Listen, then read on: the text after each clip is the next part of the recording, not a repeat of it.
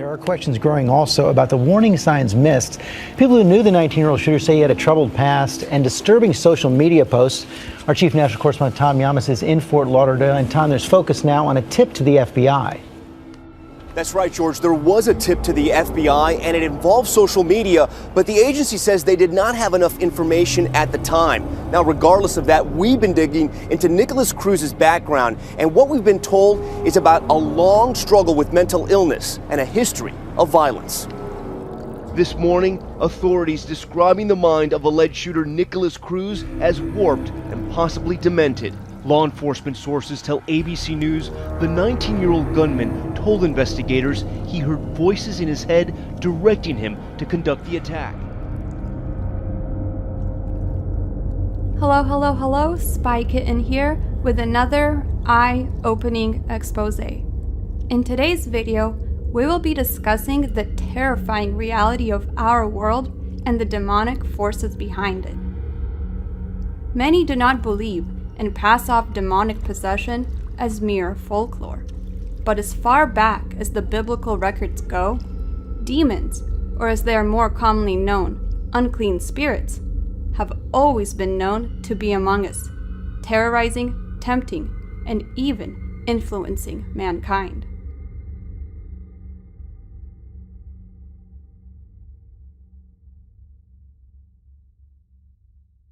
The rare glimpse inside the mind of a serial murderer. The BTK killer terrorized Wichita, Kansas for 3 decades. Now, in a jailhouse interview, you'll hear directly from him how and why he committed these gruesome crimes. Here's Dateline NBC's Edie Magnus. BTK seemed uncatchable. Everyone wondered who he was, where he was, until just a few months ago, when a most unlikely man who'd lived among them all along, Dennis Rader, was arrested. I am BTK. Yeah. And I'm the guy they're after, 100%. This interview, obtained by Dateline after it was done, was conducted by a Harvard-trained forensic psychologist, Robert Mendoza, who performs more than 100 evaluations for criminal and civil cases each year. He was hired by the defense team to assess Rader's sanity. I got this fantasy. I started working out this fantasy online, and once that person become a fantasy, I could just loop it over. I'd lay in bed at night thinking about this person, the events, and how it's going to happen, and it became a real, almost like a picture show. You know, I wanted to go ahead and produce it, direct it, and go through with it, no matter what the costs were and the consequences.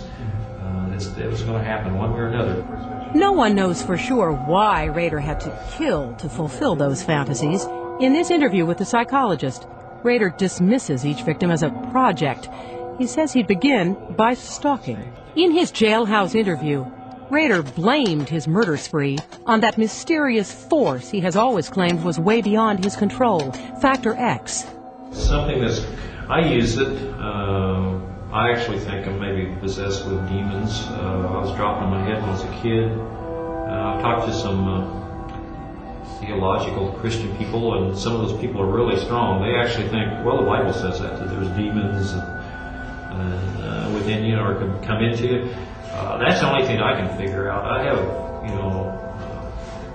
something drove me to do this. Normal people just don't do this. You can't stop it. I can't stop it. It's just, it controls me. It's like it's in the driver's seat. The serial killer known as Son of Sam terrorized New York City from 1976 to 1977. David Berkowitz used a .44 caliber handgun to commit several random shootings across the city. He killed 6 people and he wounded 7 others. Police eventually arrested him exactly 40 years ago today, and now he is opening up in his first major television interview in a decade. Maurice Dubois spoke with him for a CBS News special, and here's a preview of their conversation. People will never understand where I came from, no matter how much I try to explain it. They wouldn't understand what it was to walk in darkness. The city is preoccupied with the killer who in one note signed himself the Son of Sam. Most of the victims have been young women with shoulder-length dark brown hair who were gunned down as they sat in parked cars or walked the sidewalks of the Bronx and Queens. I ran down. By the time I got down, she was dead in the street. Serial killer's about to walk in here and talk with us? I look like him, right? Hello, hey, God bless you. Maurice Dubois. It's an honor to meet you, sir. Glad to meet you. Thank you for talking with us. Sure, okay. It's a big step, you know. I have my misgivings and nervousness and all those other things. But understood. Is this a special place for you? Yeah, it is. Yeah, it's a place of refuge. I've been locked up since the time of my arrest, just under 40 years. You just turned 64. Yeah, I just turned 64. Yeah. What would you tell 23-year-old David Berkowitz today? Turn around before it's too late, because destruction is coming. You know. As far as I'm concerned, that was not me. That was not me. That name, I hate that name. I despise that name. Which name? That moniker, Son of Sam. That was a demon. That was a demon. That was a demon. That was a demon. Do you admit to being evil, Richard? We are all evil in some form or another, are we not? Convicted serial killer Richard Ramirez seemed to relish the concept of evil. And once upon a time, a lot of folks in the state of California viewed the one-time Texas altar boy as evil's human embodiment. Yes, I am evil. Not 100%, but I am evil. In the summer of 1985, the Texas drifter descended like a deadly disease on a hot California night. A one-man epidemic of madness and murder, one of America's first serial killers to be given a brand name, the name, the Night Stalker. But in court, the case dragged on for 4 long years, with the Texas drifter frequently disrupting the proceedings by displaying satanic signs and shouting obscenities at the judge. This trial is a joke. With the jury in the above entitled action, find the defendant, Richard Ramirez, guilty of murder. And it was here, in a cramped room in a San Francisco jail, that I interviewed the man known as the Night Stalker. A memorable face-off, with me asking questions, and Ramirez, for the most part, reading from a script. Serial killers do on a small scale what governments do on a large one.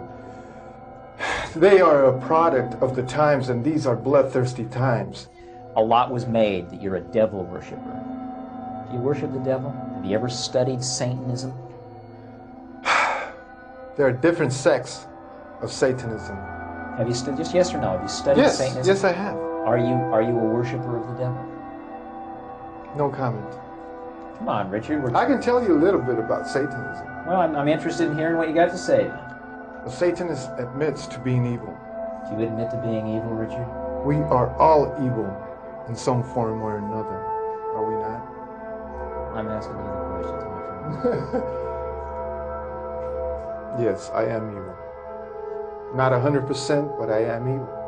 Evil has always existed. The perfect world most people seek shall never come to pass, and it's going to get worse.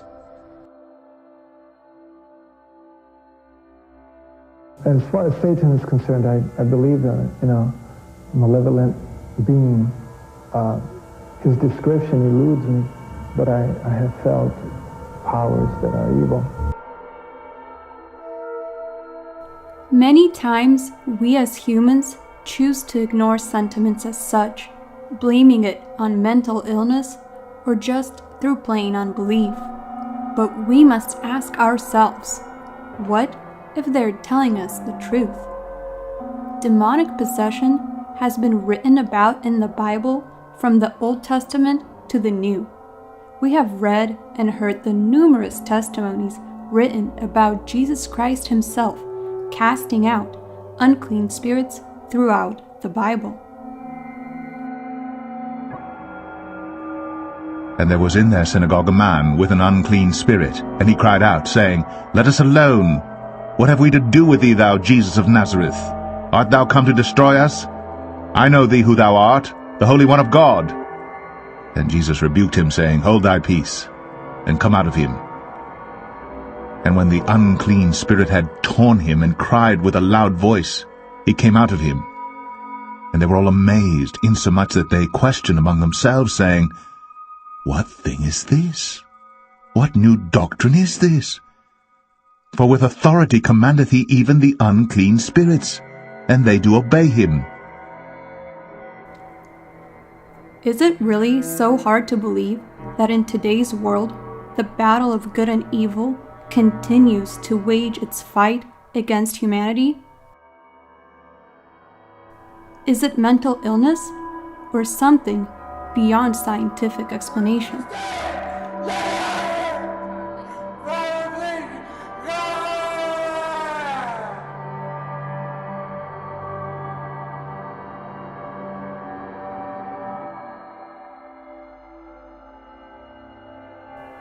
We see unspoken acts of evil transpiring daily through the media and news, and we know and can even feel that times are changing. Even if the world does not want to admit what evil truly is, we cannot ignore the numerous accounts of evil people talking about demonic possession. It is not their excuse, but it is a dark force that one can choose to ignore through Jesus Christ. And unclean spirits, when they saw him, fell down before him and cried, saying, Thou art the Son of God.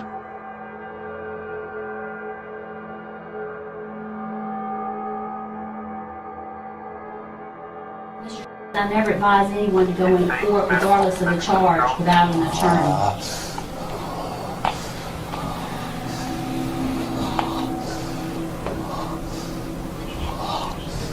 Do you want to be screened for an attorney? I don't care.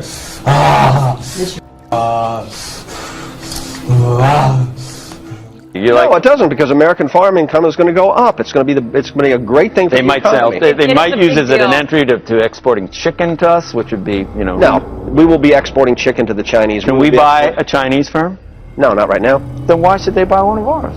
Why not? Because we can't buy one of theirs. Open up the market. Very, very well. Yes, we have capitalism and we embrace it, and they don't, yes, Clarice. We have, yes, Clarice. we have.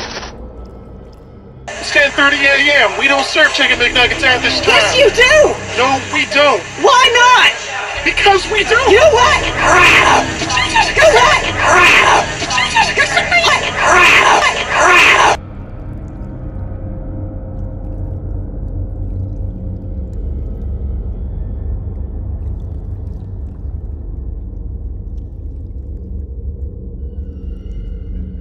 I hope this video gave you a different perspective.